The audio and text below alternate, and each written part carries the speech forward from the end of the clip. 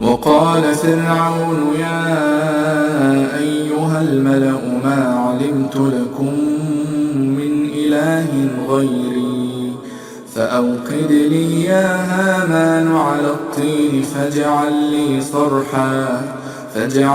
صرحا لعلي أطلع إلى إله موسى وإني لأظنه من الكاذبين.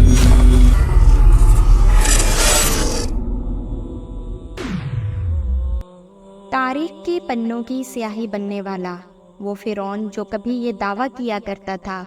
یعنی میں ہوں سب سے بڑا خدا، اللہ تبارک و تعالیٰ نے اس بدبخت کو عبرتناک موت دے کر اور اس کو غرق کر کے یہ ثابت کر دیا کہ سب سے بڑا خدا کون ہے۔ ویسے تو مصر کی تاریخ میں بہت سارے بادشاہ گزرے ہیں، لیکن جس فرعون کا ذکر اللہ تعالیٰ نے قرآن پاک میں فرمایا ہے، یہ ایسا بدبخت فرعون تھا جو خود کو خدا کہلواتا اور اپنی پوجا کروایا کرتا، اور جو لوگ اس کو خدا ماننے سے انکار کرتے یہ ان پر ظلم و ستم کرتا، اور مصر کا مشکل ترین کام یہ ان سے کروایا کرتا۔ فرعون کس قدر بدبخت اور بدترین شخص تھا، اس کی بدبختی کا اندازہ اس بات سے بخوبی لگایا جا سکتا ہے کہ جب اللہ تعالیٰ نے اس کو ہلاک کیا اور پوری دنیا کے لیے عبرت کا نشان بنایا تو اس وقت اس کی لاش کو نہ تو پانی نے قبول کیا اور نہ ہی زمین نے قبول کیا، بلکہ اس کی لاش اس روئے زمین پر قیامت تک یوں ہی جلتی اور سڑتی رہے گی اور پوری دنیا کے ہر ایک انسان کے لیے عبرت کا نشان بنی رہے گی۔ پیارے دوستو، آج کی اس ویڈیو میں ہم آپ کو بتائیں گے کہ فرعون کی شادی کیسے ہوئی اور فرعون نے زبردستی کس طرح مصر کی سب سے حسین اور جمیل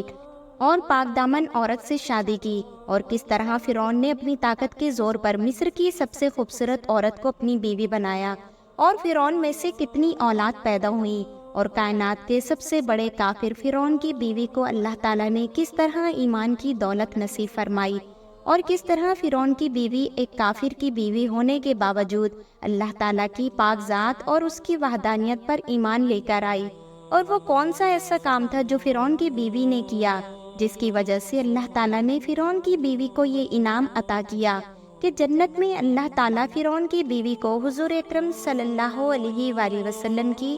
ازواج مطہرات میں شامل فرمائیں گے۔ فرعون جب مصر کا بادشاہ بنا تو مصر کا بادشاہ بنتے ہی اس نے اپنی خواہشات کو پورا کرنا شروع کر دیا، اور فرعون نے مصر کے اندر خدائی کا دعویٰ کر دیا اور تمام لوگوں کو اپنی پوجا کرنے کا حکم دیا۔ جو لوگ اس کو اپنا خدا مانتے یہ ان کے ساتھ پیار اور محبت کے ساتھ پیش آتا، اور جو لوگ اس کو خدا ماننے سے انکار کر دیتے یہ ان پر ظلم و ستم کرتا اور معاذاللہ ان کو قتل کر دیا کرتا۔ پیارے دوستو، فرعون نے جب شادی کا ارادہ کیا تو اس نے مصر کی سب سے حسین اور جمیل خوبصورت عورت کا انتخاب کیا۔ فرعون نے ریان بن ولید کی پوتی حضرت آسیہ رضی اللہ تعالیٰ عنہا کو نکاح کا پیغام پہنچایا۔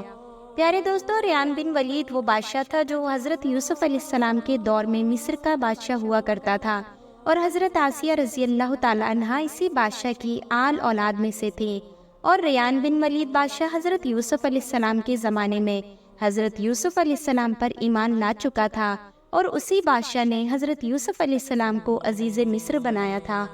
فرعون جو کہ ایک جابر اور ظالم بادشاہ تھا اور یہ مسلمانوں پر ظلم و ستم کیا کرتا تھا، لہٰذا جب فرعون نے حضرت آسیہ رضی اللہ تعالیٰ عنہا کو نکاح کا پیغام پہنچایا تو یہ پیغام حضرت آسیہ رضی اللہ تعالیٰ عنہا کے والدین کو ناگوار گزرا۔ حضرت آسیہ رضی اللہ تعالیٰ عنہا کے ماں باپ اس رشتے سے ناخوش تھے اور وہ فرعون کے ساتھ اپنی بیٹی کی شادی نہیں کرنا چاہتے تھے، لیکن فرعون چونکہ مصر کا بادشاہ تھا لہٰذا اس نے حضرت آسیہ رضی اللہ تعالیٰ عنہا کے ساتھ زبردستی شادی کر لی، اور حضرت آسیہ کو یہ دھمکی دی کہ اگر انہوں نے فرعون کے ساتھ شادی نہ کی تو ان کے والدین کو قتل کر دے گا۔ چنانچہ اس طرح فرعون نے اپنی طاقت کے زور پر حضرت آسیہ رضی اللہ تعالیٰ عنہا سے شادی تو کر لی، لیکن شادی کے بعد اللہ تعالیٰ نے حضرت آسیہ کو فرعون سے محفوظ رکھا، اور فرعون ساری رات حضرت آسیہ پر قادر نہ ہو سکا۔ روایات میں آتا ہے کہ جب شادی کی پہلی رات فرعون اپنی بیوی سے ہم بستر ہونے کے لیے اپنے کمرے میں داخل ہوا تو اللہ تبارک و تعالیٰ نے فرعون پر نیند کا ایسا غلبہ ڈالا کہ وہ ساری رات سوتا رہا، اور بعض روایت میں آتا ہے کہ فرعون شادی کی پہلی رات نامرد ہو گیا تھا، جس کی وجہ سے فرعون ساری عمر حضرت آسیہ رضی اللہ تعالیٰ عنہ پر قادر نہ ہو سکا، اور اس طرح اللہ تبارک و تعالیٰ نے اس پاک دامن عورت کو فرعون سے محفوظ رکھا۔ اور بعض مفسرین نے یہ لکھا ہے کہ فرعون کو شادی کے بعد ایک ایسی بیماری لاحق ہو گئی تھی کہ جس کی وجہ سے طبیبوں نے فرعون کو صحبت کرنے سے منع کر دیا تھا۔ یہی وجہ تھی کہ فرعون ساری عمر حضرت آسیہ رضی اللہ تعالیٰ عنہ کے ساتھ صحبت نہ کر سکا،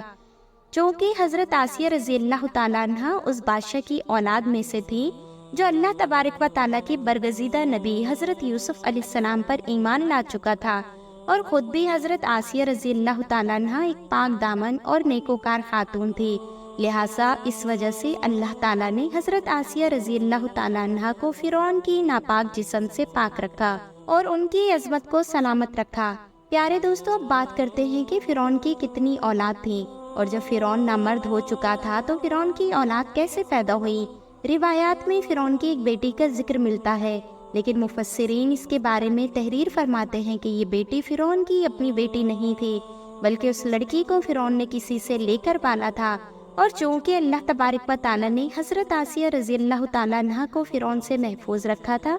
اسی وجہ سے فرعون کو اپنی کوئی بھی اولاد نہ ہوئی۔ وہ فرعون جو خود خدائی کا دعوے دار تھا، لیکن اس کے باوجود اللہ تعالیٰ نے اس کی بیوی کو ایمان کی دولت کیوں عطا فرمائی؟ اور فرعون کی بیوی کو اللہ تعالیٰ نے ایمان کے ساتھ ساتھ جنت، اور جنت کے ساتھ ساتھ اپنے پیارے حبیب حضرت محمد مصطفیٰ صلی اللہ علیہ وآلہ وسلم کی زوجہ ہونے کا شرف کیوں عطا فرمایا؟ اس کے بارے میں مفسرین ارشاد فرماتے ہیں کہ ایک رات فرعون نے خواب دیکھا کہ اس کا محل نابود ہو گیا ہے۔ خوف اور دہشت کی وجہ سے فرعون کا سارا جسم لرزنے لگا۔ فرعون نے اپنے دربار کے اندر تمام نجومیوں کو اکٹھا کیا اور ان کے سامنے اپنے خواب کو رکھا اور اس کی تعبیر معلوم کرنے کا کہا۔ تو نجومی نے فرعون کے خواب کی یہ تعبیر بتائی کہ بنی اسرائیل میں ایک ایسا بچہ پیدا ہوگا جو تمہاری سلطنت کو تباہ و برباد کر دے گا اور تمہاری سلطنت کو ختم کر دے گا۔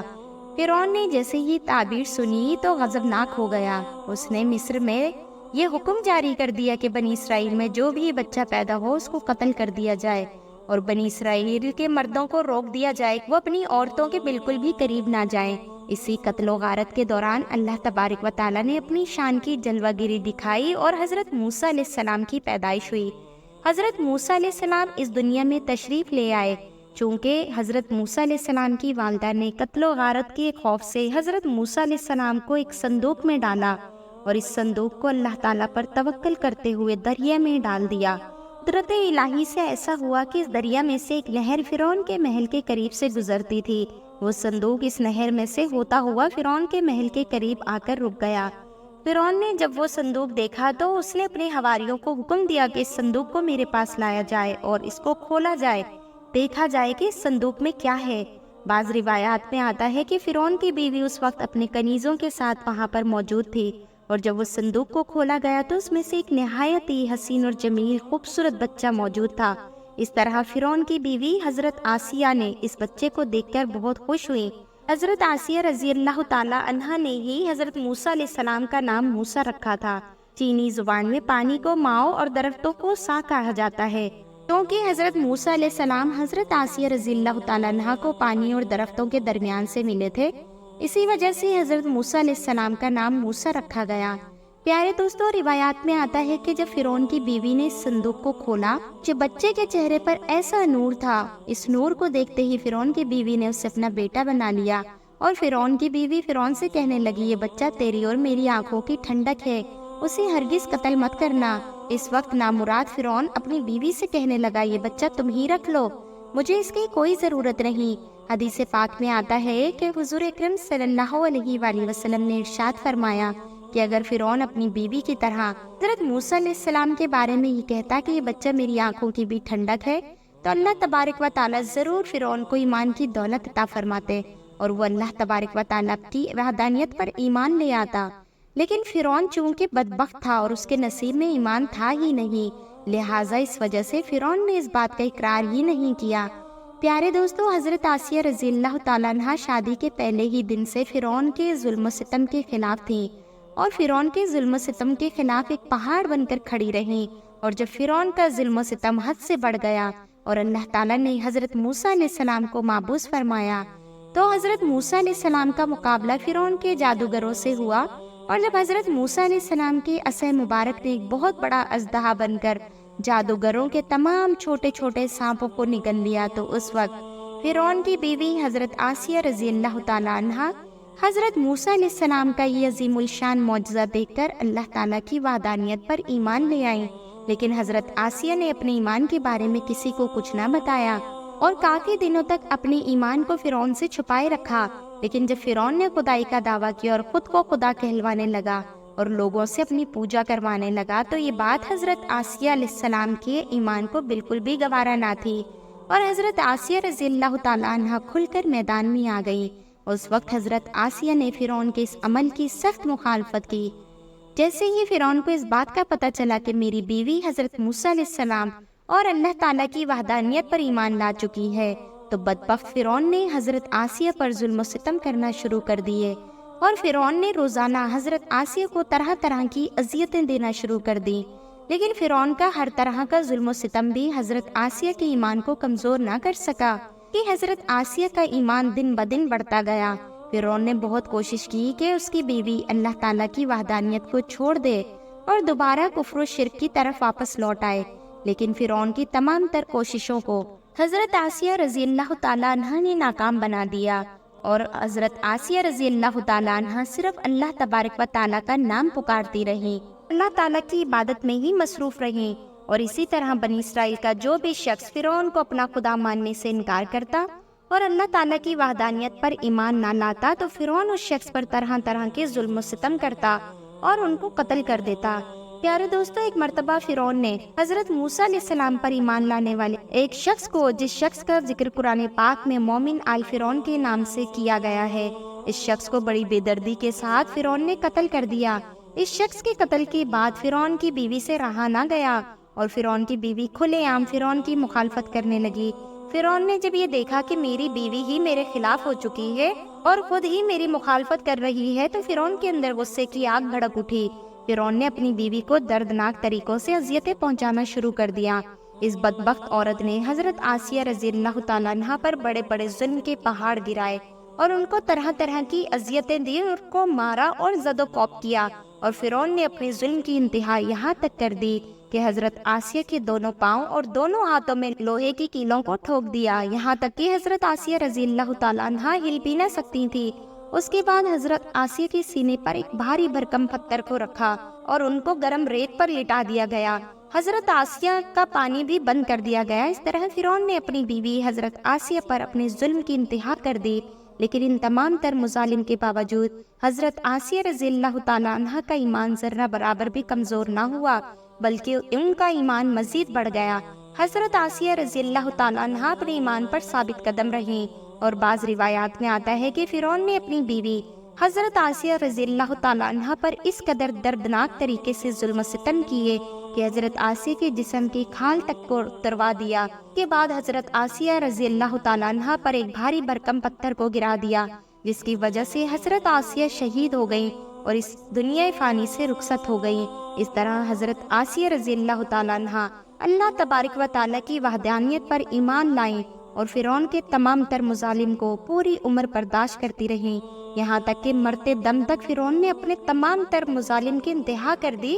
لیکن اس کے باوجود حضرت آسیہ نے اللہ تعالیٰ کی پاک ذات کو نہ چھوڑا اور اپنے ایمان کو مضبوطی سے تھامے رکھا، اور بالآخر اسی ایمان اور اللہ تعالیٰ کی محبت کو لے کر اس دنیا فانی سے رخصت ہو گئی۔ یہی وجہ تھی کہ اللہ تعالیٰ حضرت آسیہ کے اس ایمان اور اس محبت سے اس قدر خوش ہوئے کہ اللہ تعالیٰ نے حضرت آسیہ کو یہ انعام عطا فرمایا کہ حضرت آسیہ اللہ تعالیٰ کی سب سے محبوب نبی حضرت محمد مصطفیٰ صلی اللہ علیہ وآلہ وسلم کی جنت میں بیوی ہوں گی۔